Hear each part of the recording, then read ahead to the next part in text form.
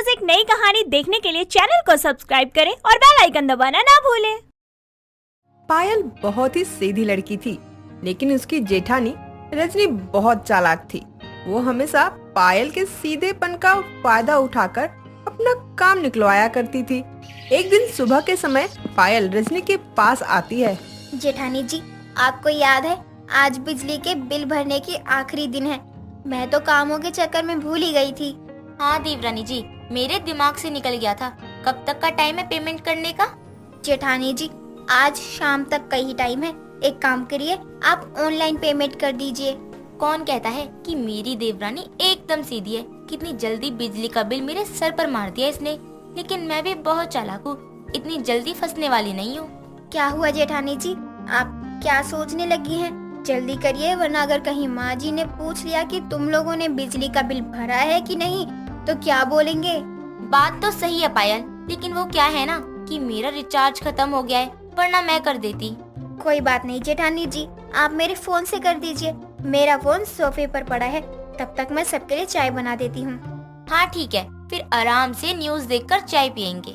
अरे जेठानी जी, न्यूज कहाँ से देखेंगे? नेट का रिचार्ज भी तो खत्म है। एक काम करिए, वो भी आप मेरे ही फोन से कर दीजिए।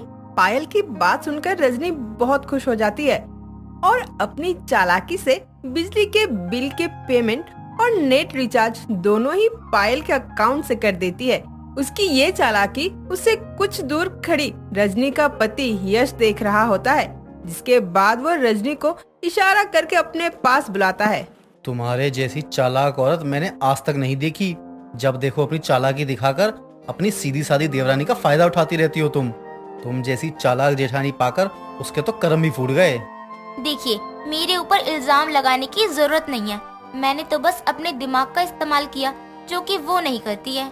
वो भी अपने दिमाग का इस्तेमाल करती है, लेकिन वो अपनों के साथ गेम नहीं खेलती है जैसे तुम खेलती हो। अच्छा जी, ऐसा भी क्या कर दिया मैंने जो आप मुझे ऐसे ताने मार रहे हैं? सच सच बताओ, क्या सच में तुम्हारे फोन में रिचार्ज खत्म है? खा लो मेरी कसम कि तुम्हारे फोन में रिचार्ज नहीं है। तुमने कोई चालाकी नहीं दिखाई है। वो बस रहने दो, तुम्हारी लड़खड़ाती जुबान बता रही है तुमने पायल के अकाउंट से पेमेंट जानकर चालाकी से करवाई है। सुधर जाओ, अभी भी टाइम है। यश इतना कहकर अपने ऑफिस के लिए निकल जाता है। समय बीतता है, लेकिन रजनी की हरकतों में कोई सुधार नहीं आता। एक दिन पायल घर की सफाई कर रही होती है और रजनी फोन चलाते हुए अपने कमरे से नीचे आ रही थी। तभी उसकी सास ममता रजनी को बुलाती है। पूरा दिन फोन लेकर इधर उधर घूमती रहती है, कभी कोई काम भी कर लिया कर। माँ जी, सुबह से तो मैं काम ही कर रही हूँ। आपको तो मेरा काम कभी दिखाई ही नहीं देता है। दिखाई तो जब देगा ना, जब तू कोई काम करेगी। पायल बहू काम कर रही है, तब तक तू जाकर खाना बना ले। मुझे बहुत भूख लग रही है। माँ जी, मैं खाना बनाऊं? मेरे ख्याल से मैंने ये बात तुझे ही बोली है, किसी पड़ोसी को नहीं बोली। गलती कर दी लगता है मैंने कमरे से नीचे आकर। कमरे में ही रहती तो ठीक रहता, ना दिखती और ना ही मुझे कोई काम करना पड़ता। सुनाई दिया तुझे मैंने क्या बोला है या नहीं? जी माँ जी, आ गया समझ में। जा रही हूँ किचन में खाना बनाने। रजनी इतना कहकर रसोई में चली जाती है और फ्रिज से सब्जियां निकालकर काटना शुरू करती है। तभी उसकी नजर सामने से आ रही पायल पर जाती है और वो जल्दी से फोन कान में लगाकर जोर जोर से बोलती है। कोई काम आप खुद भी कर लिया करो यार। सभी लोग सारा काम मुझे ही दे देते हैं। मैं इंसान हूँ या रोबोट? देखिए, अभी मैं किचन में खाना बनाने जा रही हूँ। अभी टाइम नहीं है मेरे पास कि मैं आपकी फाइल ढूंढकर आपको व्हाट्सएप कर सकूँ। रखिए फोन। क्या हुआ जेठानी जी, आप इतना परेशान क्यों हैं? और किस पर चिल्ला रही हैं आप इतनी बुरी तरह से? मैं और किस पर चिल्ला सकती हूँ तुम्हारे जेठ जी को छोड़कर? कोई काम खुद तो करते नहीं है। सुबह जाते टाइम कोई फाइल भूल गए, अब कह रहे हैं कि ढूंढकर मुझे व्हाट्सएप कर दो। हाँ तो कर दीजिए, इसमें प्रॉब्लम क्या है? उनका काम नहीं रुकना चाहिए, जरूरी होगा तभी मांग रहे हैं ना वो। देखो देवरानी जी, मुझे ना भी टाइम लगेगा और माँ जी ने मुझे खाना तैयार करने को बोला है। अगर खाना तैयार नहीं हुआ तो माँ जी मुझे सुनाएंगी और व्हाट्सएप नहीं की फाइल तो तुम्हारे जेठ जी सुनाएंगे। जेठानी जी, आप टेंशन मत लीजिए, कोई भी आपको नहीं सुनाएगा। आप जाकर जेठ जी की फाइल ढूंढ लीजिए और मैं खाना बना लेती हूँ। माँ जी पूछेंगी तो आप बोल देना कि आपने बनाया है। पायल की बात सुनकर रजनी खुश हो जाती है एक बार फिर वो अपनी चालाकी से अपनी देवरानी को बेवकूफ बना देती है और पायल को खाना बनाने में लगाकर खुद अपने कमरे में एसी चलाकर आराम से लेटकर फोन चलाने लगती है। तभी उसकी सास बाहर से आती है और पायल को रसोई में देखकर सीधे रजनी के कमरे में चली जाती है। तू अपनी चालाकियों से बाज नहीं आएगी ना? लगता है अब मुझे ही कुछ करना पड़ेगा। माँ जी आप यहाँ कैसे? आप तो कहीं गई थी ना? तू मेरी छोड़ और अपनी बता। तू अपने आप को ज्यादा ही चालाक बनती है क्या? जब देखो अपनी देवरानी को लूटने में लगी रहती है, हमेशा उसे पागल बनाती रहती है। खाना बनाने को तुझे बोला था तो वो किचन में क्या कर रही है? माँ जी वो मैं यश जी की फाइल ढूंढने आई थी, उन्हें व्हाट्सएप करनी थी तो थोड़ा आराम करने लगी। उन्होंने ही बोला था, तभी मुझे कमरे में आना पड़ा था।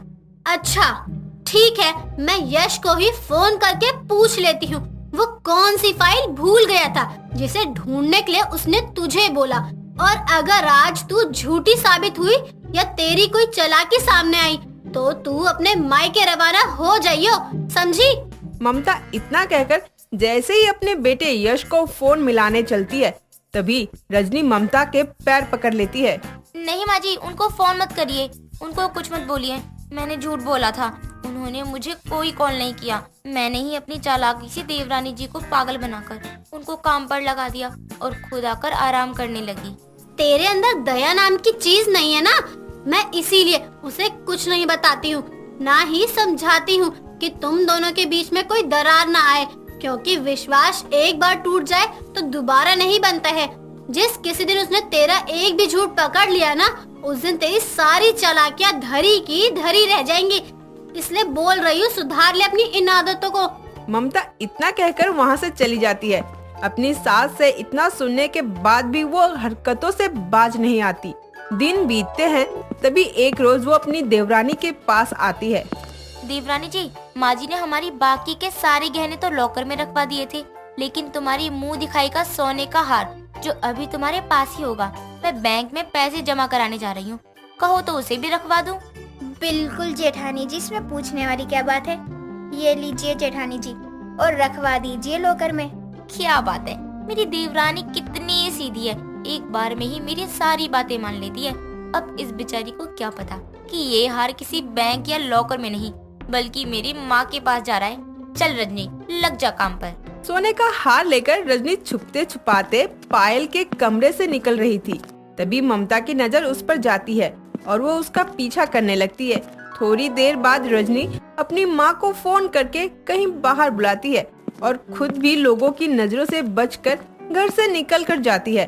रजनी इस बात से बिल्कुल अनजान थी कि उसकी सास उसका पीछा कर रही है। कुछ देर बाद वो अपनी माँ से मिलकर उसे सोने का हार दे देती है। माँ, इस हार को अपने पास छुपा कर रखना, जब मैं मायके आऊंगी ना तब पहनूंगी। लेकिन बेटी, अगर किसी ने तेरे ससुराल में इस हार के बारे में पूछा और तेरी देवरानी ने बता दिया कि उसने तुझे ये हार दिया, तो क्या करेगी? माँ, आप इतना मत सोचो। जब मैं घर वापस आऊंगी तो थोड़ा चोट लगा कर जाऊंगी ना, बोल दूंगी रास्ते में चोरों ने छीन लिया। मैं क्या करूँ, मेरी देवरानी बहुत सीधी है, वो आज तक अपनी चालाक जेठानी की चालाकी नहीं पकड़ पाई है, तो अब क्या ही पकड़ेगी। सच में बेटी, तू बहुत चालाक है, तू तो किसी को भी पागल बना देगी। रजनी और उसकी माँ की सारी बातें दूर खड़ी ममता सुन रही थी, जिसे सुनने के बाद वो उसके पास जाती है। बहू, तू इतना गिर जाएगी मैंने कभी सोचा नहीं था। तुझे कोई सफाई देने की जरूरत नहीं है, तू अपनी माँ के साथ ही हमेशा के लिए चली जा। बाकी लोगों को जवाब मैं दे दूंगी, क्योंकि तू तो सुधरने से रही। अगर तू इस घर में रही तो तू इस घर को जोड़ेगी नहीं बल्कि तोड़ेगी ही। अपनी सास की बात सुनकर रजनी बहुत डर जाती है और अपनी सास के पैर में गिरकर उनसे माफी मांगती है। साथ ही दोबारा फिर कभी अपनी देवरानी के साथ कोई भी चालाकी ना दिखाने का वादा करती है। दोस्तों, अगर आपको ये कहानी पसंद आई तो इसे लाइक करें, शेयर करें और कमेंट करके बताएं कि कहानी में आपको सबसे अच्छा क्या लगा।